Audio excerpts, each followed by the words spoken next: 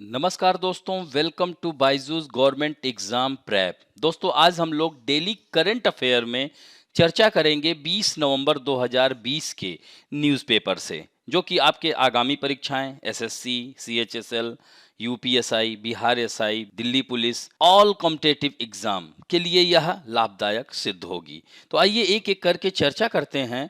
राष्ट्रीय मामलों में आज पहली खबर है माई स्टाम्प ऑन छठ पूजा।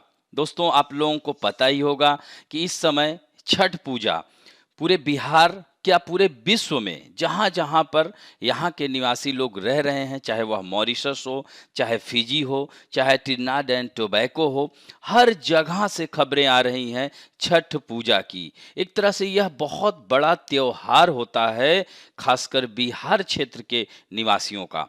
तो यह श्री श्री श्री रविशंकर प्रसाद बिहार से ही सांसद हैं, आप लोगों को पता ही होगा। और ये वर्तमान में केंद्रीय संचार, इलेक्ट्रॉनिक और सूचना प्रौद्योगिकी और कानून एवं न्याय मंत्री भी हैं। यानी कौन? Union minister of communication, electronic and information technology and law and justice मंत्री भी हैं, ये ध्यान रखेंगे। तो इन्होंने एक डाक विभाग द्वारा मतलब की सहायता से छठ पूजा पर मेरा स्टाम्प यह शुरू किया गया है। और मेरा स्टाम्प डाक विभाग द्वारा की गई एक नई अवधारणा है। यानी my stamp is a innovative concept initiated by department of post office या डाक विभाग, ध्यान रखेंगे। और इसमें कोई भी सामान्य व्यक्ति या कारपोरेट संगठन अब ऑर्डर बुक कर सकता है। साथ साथ एक व्यक्तिगत तस्वीर यहाँ पर आप देख सकते हैं, छठ पूजा की जैसे पूजा किया जाता है उसी उसी पर आधारित यह कार्ड तैयार किया गया है भारतीय डाक द्वारा, ये ध्यान रखेंगे दोस्तों। तो माई स्टैम्प इंडिया पोस्ट द्वारा पेश किए जा रहे इस अनूठे उत्पादों में से यह एक है। तो यह काफ़ी महत्वपूर्ण हो जाता है। पूछ लेगा कि छठ पूजा सबसे ज़्यादा किस राज्य में मनाई जाती है, किस राज्य का त्यौहार है, यहाँ से एक प्रश्न बन सकता है। तो छठ पूजा पर जो मेरा डाक यानी माई स्टाम्प टिकट देश भर के सभी फिलाटेली ब्यूरो और प्रमुख डाकघरों में यह उपलब्ध होगा। Chhath a symbol of simplicity and cleanliness was also released. यानी कह सकते हैं कि छठ सादगी और स्वच्छता का एक प्रतीक विषय पर एक विशेष कवर भी जारी किया गया है डाक विभाग के द्वारा। अब बढ़ते हैं सेकंड जो महत्वपूर्ण खबर है, विंड सोलर हाइब्रिड पार्क। दोस्तों, विंड सोलर हाइब्रिड पार्क लगातार हम लोग न्यूज में बात कर ही रहे हैं। नवीकरणीय ऊर्जा मंत्रालय ने पवन सौर हाइब्रिड पार्कों को विकसित करने के लिए एक न्यू स्कीम डेवलप किया है। और दोस्तों, इसका उद्देश्य, इसका एम है कि टू एड्रेस द के issues face by renewable energy project. यानी कह सकते हैं कि अक्षय ऊर्जा परियोजनाओं द्वारा जो विभिन्न मुद्दों को संबोधित करना है, जो समस्याओं का सामना करना पड़ता है, या उसके इंफ्रास्ट्रक्चर को कैसे डेवलप किया जाए, यही इसका उद्देश्य रहेगा। तो पवन सौर हाइब्रिड पार्क बिजली परियोजनाओं का एक केंद्रित क्षेत्र होगा। यहाँ पर चित्र में आप देख रहे हैं ना, ये पवन ऊर्जा के क्षेत्र हैं। जैसे इसमें सुजलॉन कंपनी है, सबसे बड़ी कंपनी है जो पवन चक्की के जो इक्विपमेंट्स तैयार करती है। यहाँ पर भी आप देख रहे हैं ना, फोटोवोल्टाइक सौर ऊर्जा के लिए लगाए जाते हैं, सोलर छतरी कह सकते हैं। तो यह आवश्यक बुनियादी ढांचे के साथ एक क्षेत्र प्रदान करेगा। इसमें निकासी की भी सुविधाएं भी शामिल होंगी और इस परियोजनाओं के जोखिम को कम करने के लिए यह काफी महत्वपूर्ण होगा। क्या? विंड सोलर हाइब्रिड पार्क, ये ध्यान रखेंगे दोस्तों।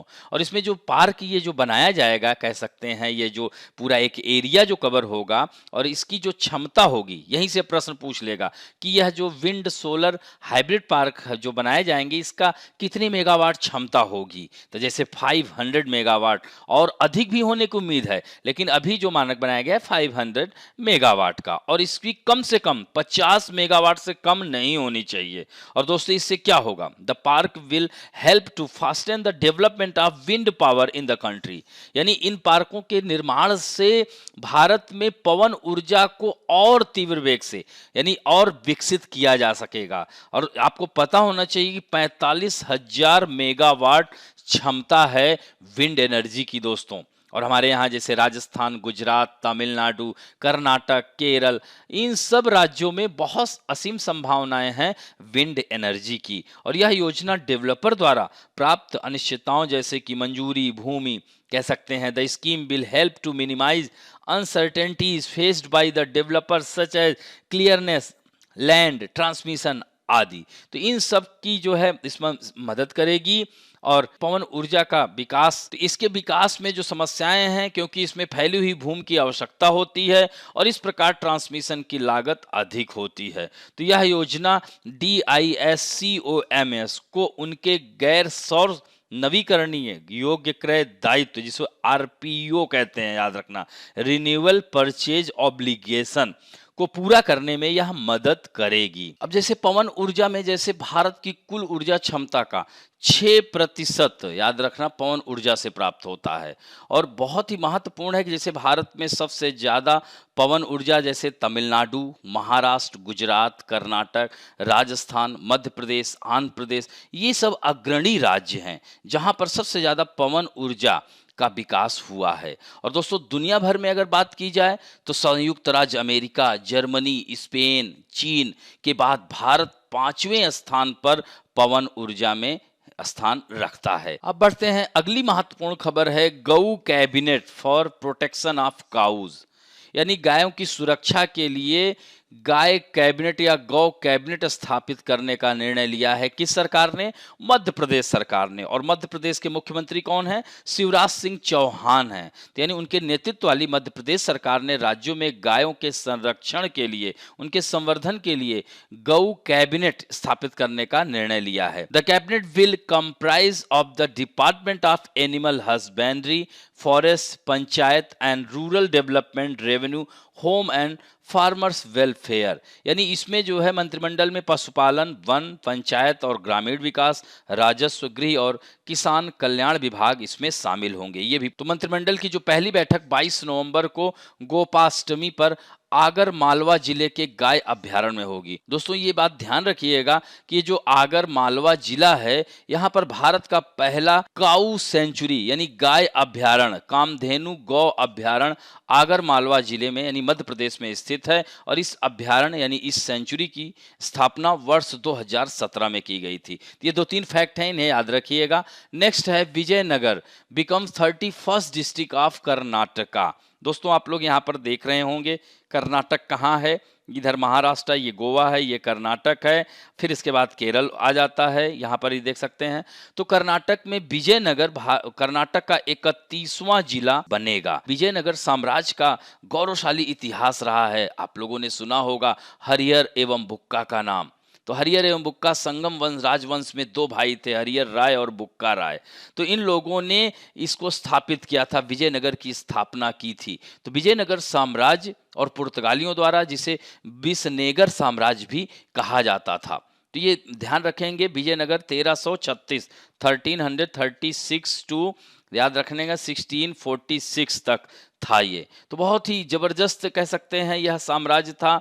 और राजधानी विजयनगर के अवशेष आधुनिक कर्नाटक राज्य में हम्पी सुना होगा आप लोगों ने, शहर के निकट पाए गए और यह एक विश्व विरासत स्थल है। तो दोस्तों इसको कर्नाटक का 31वां जिला घोषित करने की मंजूरी दे दी है। किसने? कर्नाटक सरकार ने। यह कर्नाटक सरकार 31वां जिला होगा। और यह जिला किससे निकाला जा रहा है?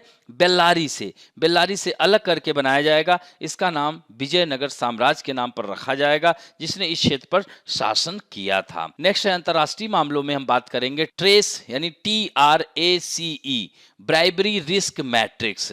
दोस्तों ट्रेस द्वारा जारी किया जाता है वैश्विक रिश्वत जोखिम मैट्रिक्स। तो वैश्विक सूची में भारत 45 स्कोर के साथ किस रैंक पे है? 77th रैंक पर है, ये ध्यान रखिएगा। जबकि 2019 में इसकी रैंक 78 थी 48 स्कोर के साथ। 2020 में भारत ने चीन, पाकिस्तान, बांग्लादेश, नेपाल की तुलना में बेहतर प्रदर्शन किया है। भूटान एकमात्र ऐसा पड़ोसी है जिसे भारत से बेहतर स्थान दिया गया है। भूटान ने सूची में 48वां रैंक हासिल किया है। अब ये जो रैंकिंग, ट्रेस रैंकिंग के बारे में थोड़ा जान लीजिए। तो यह इंटरनेशनल जो रैंकिंग है ट्रेस इंटरनेशनल द्वारा तैयार की गई है। यह विश्व का अग्रणी रिश्वत विरोधी मानक निर्धारण संगठन है, यानी it is the world leading anti bribery standard setting organisation. The trace bribery risk matrix 2020 measured bribery in 194 jurisdiction, 194 न्यायालयों में इसको का मेजर्ड किया गया, मापा गया। क्षेत्राधिकार स्कोर के आधार पर रैंक किए गए थे और स्कोर की गणना जो है 4 मापदंडों पर, ध्यान रखेंगे देयर आर 4 पैरामीटर्स जो वे सरकार और सिविल सेवा पारदर्शिता, सरकार के साथ व्यापार बातचीत, नागरिक समाज के लिए क्षमता और विरोधी रिश्वतखोर निवारक और प्रवर्तन है। यानी इसमें जो they are government and civil service transparency, business interaction with government, capacity for civil society oversight and anti bribery, deterrent and enforcement. हालांकि इन 4 मापदंडों के आधार पर स्कोर का मापन किया जाता है, लेकिन उन्हें स्कोर करते समय मीडिया की भूमिका पर भी, सबसे महत्वपूर्ण हो जाता है मीडिया का रोल पर भी विचार किया जाता है। जब किसी देश को उच्चतम स्कोर मिलता है तो इसका मतलब है कि देश को व्यापार रिश्वत देने का अधिक खतरा है, और कम स्कोर का मतलब है कि देश में रिश्वत कम है। जैसे अपने देश में अभी 77th रैंक है, सोचिए, यानी कि रिश्वत यहाँ चल रही है। अब बात करते हैं, बहुत ही इंपॉर्टेंट है topic, last white giraffe of the world, यानी विश्व का ज्ञात सफेद जिराफ। जीपीएस ट्रैकिंग डिवाइस लगाया गया है शिकारियों से बचाने के लिए। In order to keep poachers at bay, the world's only white giraffe was fitted with GPS tracking device in north east Kenya. अब सीधे प्रश्न पूछ लेगा कि एकमात्र ज्ञात जो सफेद जिराफ की प्रजाति देख रहे हैं ना, ये वाइट है, तो इसको किस देश ने जीपीएस ट्रैकिंग लगाया है? दे देगा केनिया, सूडान, इथोपिया, ऐसे प्रश्न आ जाएगा। तो जिराफ का यह जो रंग है दुर्लभ आनुवांशिक स्थिति के कारण सफेद होता है ना। Giraffe is white in colour due to rare genetic condition called, इसको क्या कहेंगे, ल्यूसिज्म। ध्यान रखेंगे ल्यूसिज्म, और leucism is loss of pigmentation, यानी रंजकता की कमी की वजह से इसका रंग सफेद होता है। तो ट्रैकिंग डिवाइस जिराफ के ठिकाने के बारे में प्रति घंटा यानी हर घंटे अपडेट करेगा। इनमें जानवरों को शिकारियों से सुरक्षित रखने में मदद भी मिलेगी। और दोस्तों, सफेद जिराफ को पहली बार 2016 में देखा गया था, जिसमें the mother and calf had died, मरे हुए पाए गए थे। अब जिराफ के बारे में थोड़ा सा जान लीजिए। तो according to the Africa Wildlife Foundation, around 40% of giraffe population has disappeared in last 30 year. ये बहुत महत्वपूर्ण बिंदु है, यानी पिछले 30 वर्षों में करीब 40% आबादी गायब हो गई है। तो IUCN, international union for conservation of nature, has listed giraffe under vulnerable category, यानी कमजोर श्रेणी में इसको सूचीबद्ध किया गया है। IUCN के अनुसार वर्तमान में दुनिया में 68,293 जिराफ हैं। जिराफ 7 अफ्रीकी देशों में पहले से ही विलुप्त हो चुके हैं, जैसे इरिट्रिया, यह देश है दोस्तों, याद रखिएगा, हॉर्न ऑफ अफ्रीका के अंतर्गत आता है। बुर्किनो फासो, गिनी, मार्टिनिया, माली, सेनेगल, नाइजीरिया, ये सब अफ्रीका देश हैं, तो यहाँ से विलुप्त हो चुके हैं, ये ध्यान रखेंगे। भारत में 11 चिड़ियाघर में लगभग 30 जिराफ हैं। चिड़ियाघरों के अलावा भारत के जंगलों में जिराफ नहीं है, ये पॉइंट भी याद रखिएगा। और दोस्तों, यहीं पर पॉइंट एक और महत्वपूर्ण है, यह जिराफ की प्रजातियां अगर देखा जाए तो अब सिर्फ 8 प्रजातियां बची हैं। कीनिया के जिराफ 3 अलग अलग यहाँ प्रजातियां हैं। वे मसाई याद रखना, कीनिया में जनजाति होती हैं, ये याद रखेंगे, हम पहले ही बता चुके हैं। और इनके जो घर बनाए जाते हैं उसको क्राल कहते हैं, मसाई लोग जो क्राल कहते हैं। और रोथ स्टिल्स जिराफ तथा रेटिकुलेटेड जिराफ है, तो 3 प्रजातियां यहाँ हैं। कीनिया दुनिया का एकमात्र देश है जो अपने जंगलों में जिराफ के संरक्षण के लिए सक्रिय रूप से पहल कर रहा है। दोस्तों, इसको बचाने के लिए यही कारण है कि 21 जून को विश्व जिराफ दिवस मनाया जाता है। और दोस्तों, यहीं पर इसका वैज्ञानिक नाम भी याद रखिएगा, पूछ सकता है आपसे कि जिराफ का जंतु वैज्ञानिक नाम क्या है। जिराफ का जो जंतु वैज्ञानिक नाम है, याद रखिएगा दोस्तों, इसको कहते हैं जिराफा कैमेलोपार्डेलिस। याद रखेंगे, जिराफा कैमेलोपार्डेलिस इसका जंतु वैज्ञानिक नाम है। ये भी प्रश्न आ जाते हैं, तो इन्हें ध्यान रखिएगा।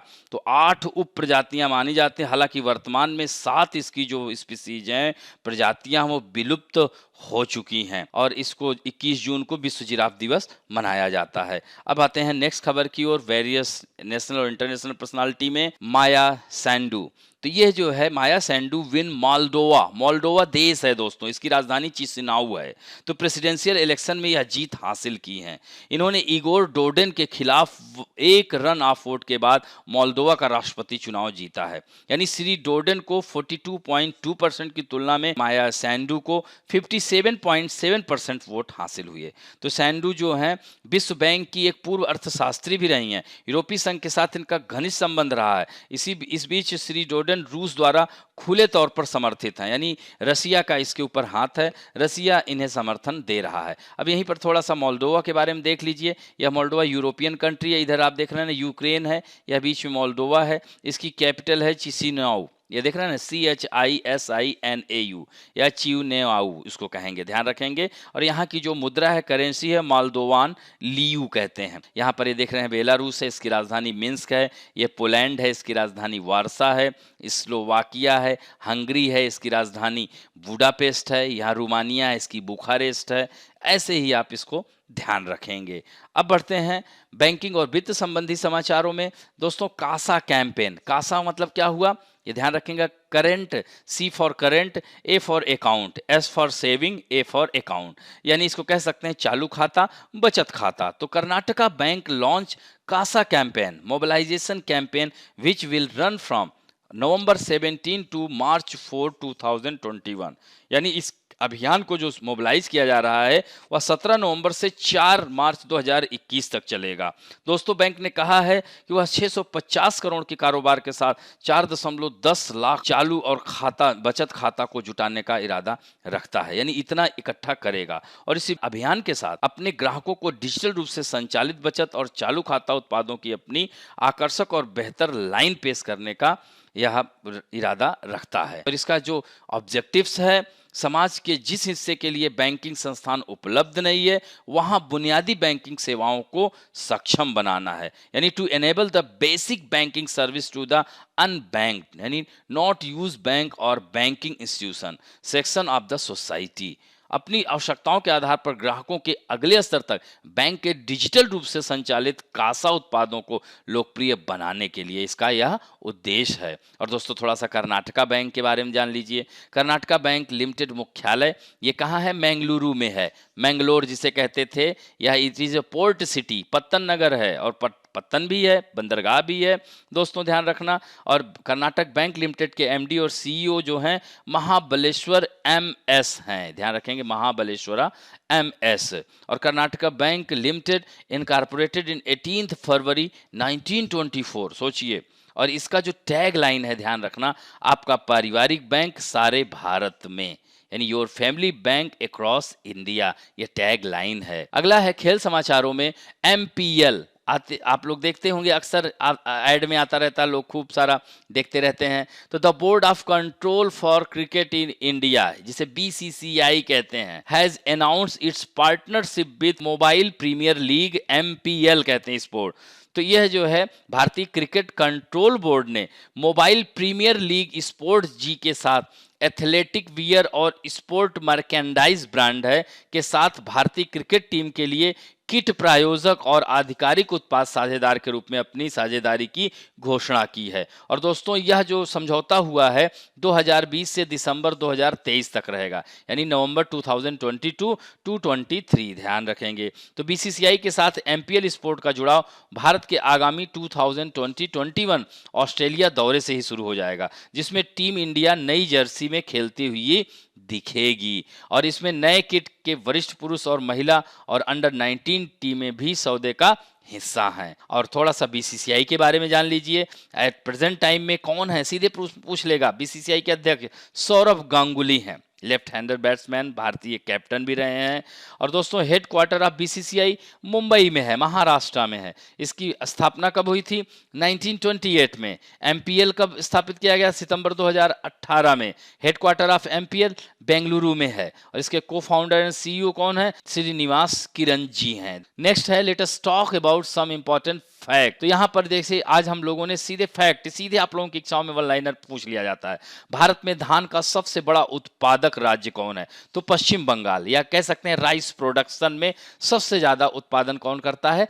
पश्चिम बंगाल। दोस्तों याद रखना, भारत में पश्चिम बंगाल यानी वेस्ट बंगाल एंड असम ऐसे राज्य हैं जो चावल की तीनों प्रजातियां, जिसे अमन, ओस, AUS कहते हैं, ओस और बोरो, ये तीनों प्रजातियां उगाता है। और भारत में सबसे ज्यादा अमन होता है 86%, और ये ध्यान रखना 13% ये होता है एंड 1% ये है। यानी 12 महीने में, जैसे कि जुलाई में, जो जून जुलाई में बोया जाता है, अक्टूबर नवंबर में काटा जाता है, फिर दिसंबर जनवरी, फिर जो है ग्रीष्मकालीन बोरो कहते हैं। तो इस तरह से साल भर चावल का उत्पादन पश्चिम बंगाल और असम राज्य करते हैं, जिसे अमन, ओस और बोरो कहते हैं। इसी तरह से विश्व में सबसे बड़ा चावल का उत्पादक देश कौन है? तो चीन है। याद रखेंगे दोस्तों। Largest producer of wheat in India, Uttar Pradesh है। यानी गेहूं का सबसे बड़ा उत्पादक राज्य उत्तर प्रदेश है, ये ध्यान रखिएगा। और ये याद रखिएगा, ग्रीन रिवोल्यूशन सुना है ना दोस्तों, ग्रीन रेवोल्यूशन का सबसे ज्यादा लाभ अगर किसी फसल को मिला तो वो गेहूं है। दूसरे नंबर पे चावल है दोस्तों, ध्यान रखिएगा। 60 के दशक में 1966-67 में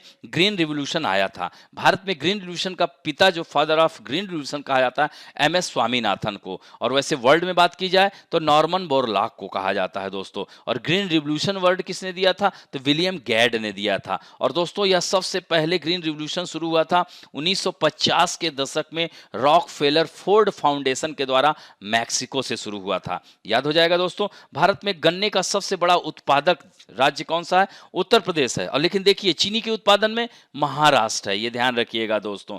इसी तरह से विश्व में गन्ने के उत्पादन में ब्राजील का प्रथम स्थान है, जबकि भारत का द्वितीय स्थान है। लेकिन चीनी के उत्पादन में भारत का प्रथम स्थान है, ध्यान रखेंगे। क्योंकि ब्राजील एथेनॉल के रूप में, वह बायोडीजल के रूप में उसका प्रयोग कर लेता है, इसलिए वहां पर चीनी का उत्पादन कम होता है। भारत में आलू का सबसे बड़ा उत्पादक राज्य उत्तर प्रदेश है। भारत में मूंगफली का सबसे बड़ा उत्पादक राज्य गुजरात है, याद रखिएगा। इसी तरह विश्व में चीन सबसे बड़ा मूंगफली का उत्पादक देश है। इसी तरह से भारत में चाय का सबसे बड़ा उत्पादक कौन है? असम है। 75% ऑफ टी कहां पर होती है? नॉर्थ ईस्ट स्टेट में। फिर जो बची कौन सी?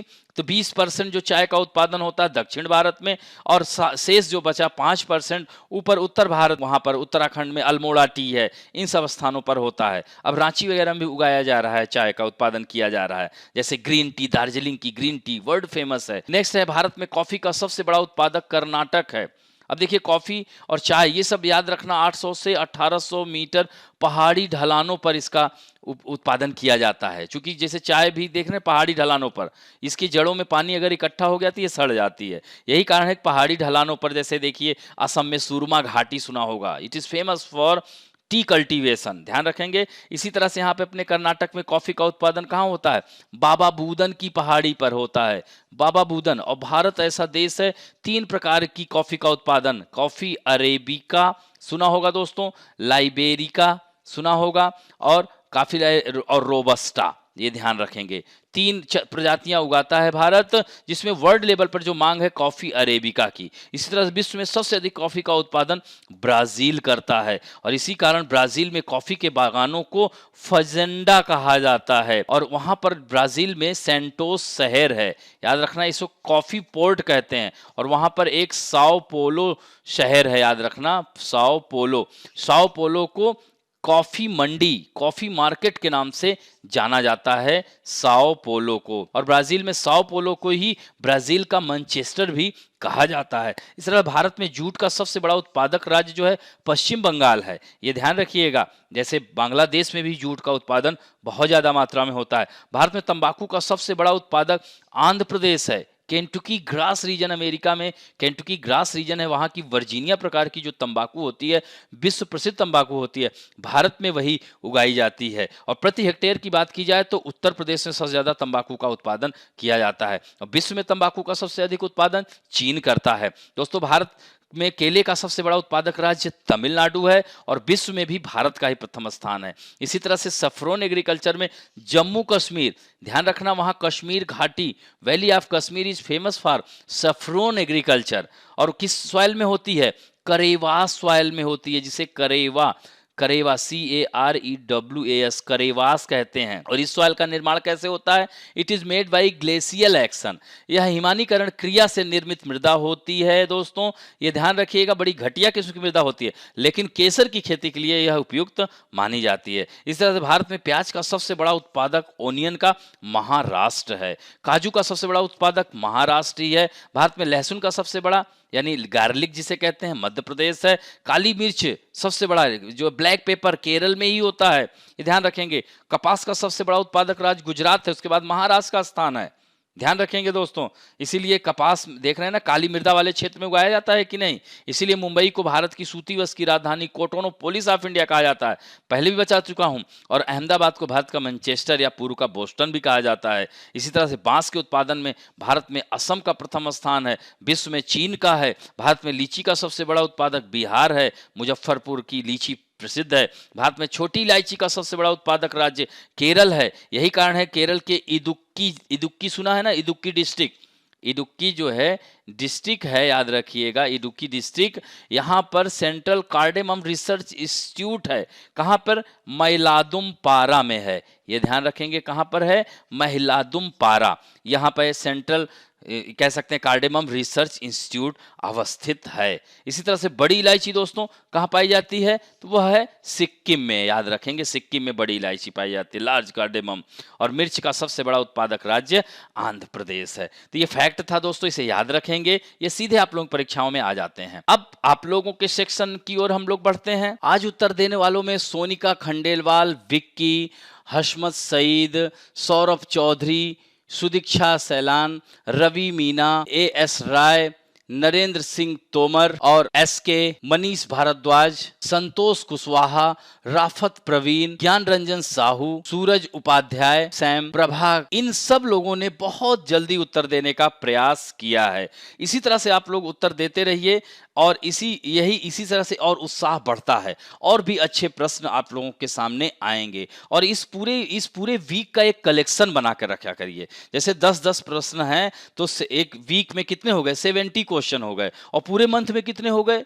तो इसको जो है इकट्ठा करते जाएंगे, ये निश्चित रूप से आपको परीक्षाओं में, आपके एग्जाम में यह बहुत ही हेल्प करेगा। दोस्तों आइए, पहला प्रश्न है, in which state is India's first cow sanctuary located? Uttar Pradesh, Madhya Pradesh, Maharashtra या बिहार? दूसरा प्रश्न है, कर्नाटक राज्य का 31वां जिला कौन होगा? Which of the 31st district of Karnataka? Vijayanagara, Bellary, Tumkur या हम्पी? नेक्स्ट है, मोल्दोवा की राजधानी क्या है? चिसिनाउ या चिएनआउ कहेंगे? वारसा, कीव, मिन्स्क? दोस्तों ये चारों राजधानियां हैं, एक बेलारूस देश है उसकी राजधानी है, एक यूक्रेन की है, एक पोलैंड की है और एक मोल्दोवा की है, ध्यान रखेंगे। नेक्स्ट है, शिकारियों से बचने के लिए दुनिया के एकमात्र ज्ञात सफेद जिराफ पर जीपीएस ट्रैकिंग डिवाइस किस अफ्रीकी देश द्वारा लगाया गया है? सूडान ने लगाया है, कीनिया ने, तंजानिया ने या इथोपिया में? दोस्तों ये चारों अफ्रीका महाद्वीप के देश हैं। जैसे सूडान की राजधानी खार्तूम है, जहां पर व्हाइट नील और नीली नील दोनों मिलती हैं, और कीनिया की राजधानी नैरोबी है, तंजानिया की डोडोमा है, इथोपिया की आदिस अबाबा राजधानी है। नेक्स्ट है, वैश्विक रिश्वत जोखिम मैट्रिक्स सूची में भारत का कौन सा स्थान है? 74, 75, 76 या 77? नेक्स्ट है, पवन सौर हाइब्रिड पार्कों की क्षमता कितने मेगावाट की होगी? यानी how many megawatt will be the wind solar hybrid park generate? यानी दोस्तों 500 मेगावाट रखी जा रही है, या 400 मेगावाट रखी जा रही है, या 300 मेगावाट रखी जा रही है, या 600 मेगावाट? इसी चारों में से आपको उत्तर देना है। नेक्स्ट है, हाल ही में कासा यानी कासा अभियान मैंने बताया था आपको, तो कासा अभियान किस बैंक ने शुरू किया है? Karnataka bank, Allahabad bank, Maharashtra bank या बैंक ऑफ बड़ौदा? वर्तमान में बीसीसीआई के अध्यक्ष कौन है? रवि शास्त्री, अनिल कुंबले, सौरभ गांगुली या जय शाह? विश्व जिराफ दिवस कब मनाया जाता है दोस्तों? 21 अप्रैल, 21 जून, 21 जुलाई या 21 सितंबर? नेक्स्ट है, भारत में कॉफी का सबसे बड़ा उत्पादक राज्य कौन सा है? यह बताना है आप लोगों को। तो केरल है, कर्नाटक है, तमिलनाडु है या तेलंगाना? अभी कुछ देर पहले ही मैंने बताया। तो इस तरह से इन 10 प्रश्नों के उत्तर शीघ्र अतिशीघ्र देने की कोशिश करिएगा, जल्दबाजी नहीं करिएगा। इधर बीच आप लोगों ने लगभग सब सही उत्तर दे रहे हैं और इस बात की मुझे बहुत खुशी है। दोस्तों आज का वीडियो अगर अच्छा लगे तो please like, share, subscribe, comment करना ना भूलें, अपने दोस्तों को भी बताएं। थैंक यू दोस्तों।